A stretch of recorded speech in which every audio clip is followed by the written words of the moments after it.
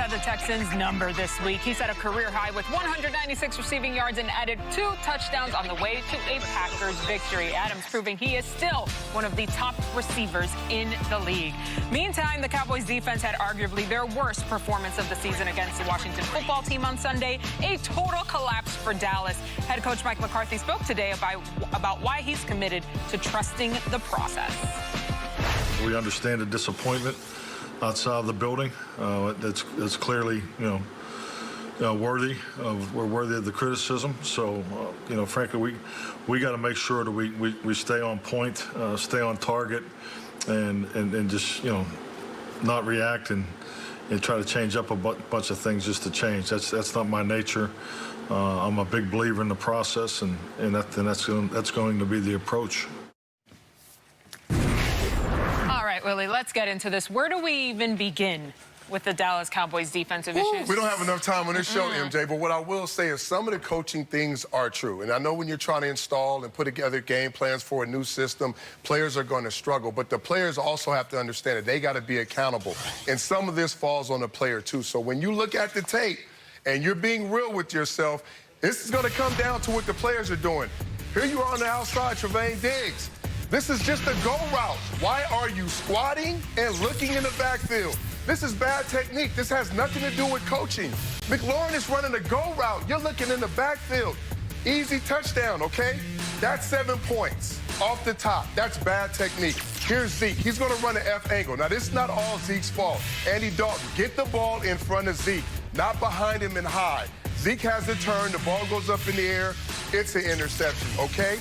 That has nothing to do with coaching. Now, Jalen Smith, I have nothing to do with his effort. He's a great player, great tackler, but look behind you. There's no safety zone. There's nobody behind you. If you miss this tackle, which you did, it turns into a touchdown. You have no chance, all right? Now, block your man.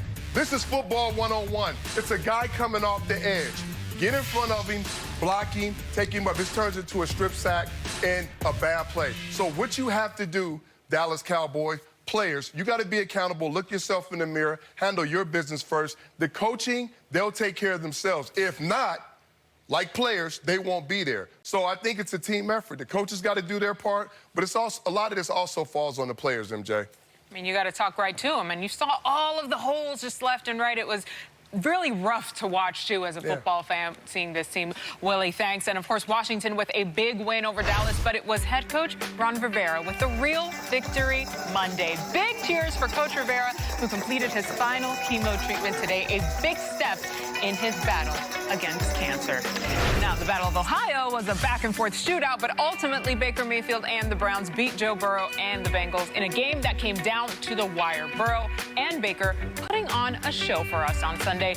Now, the Browns, of course, they got the tub there. 37-34. Of course, the final minutes, if you were paying attention to that game, had everybody biting their nails. Baker Mayfield finished 22 of 28, 97 yards, and 5 touchdowns on the day. Let's get to Game Center, presented by Bridgestone.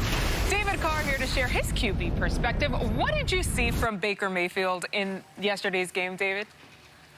Well, if you notice that stat line, MJ, he was 22 of 28. He missed his first 5 passes. The very first one was severely underthrown to Odell Beckham, and it led to Odell Beckham having to chase down a play and blowing out his knee. So you looked at Baker's face after that play, and it was like deer in headlights, and he was trying to just get his mind wrapped around what he had to do the rest of the game. He went on to only have 1 more incomplete pass the rest of that football game through 5 touchdown passes, and I was more impressed with Baker Mayfield's mental toughness than I was anything else that he did in that game. He was accurate, he threw the ball well, play action was nice. He went from going 0-5, he hit his next 5, threw a touchdown pass, went to halftime, came out, sling it again. Play action pass again, great. Protection was good, but he went head-to-head. I mean, he said, no way, against a rookie, am I going to do this on the road? Are we going to lose to this guy? And he willed his team to victory without their best player, Odell Beckham Jr. It was a fantastic performance by Baker Mayfield. I was really impressed. I mean, a little shade for the rookie there. No way am I getting beat by the rook in this one. You can't. You just can't do it. You can't do it. Thanks, as always. Great insight. All right, we are getting you ready for Monday Night Football. We'll have Tail of the Tape coming up next on NFL Total Access. Of course, taking a look at Rams and Bears as they get ready to battle it out on Monday Night Football from SoFi Stadium. We'll be right back. Tessa is getting her holiday shopping done early at Amazon.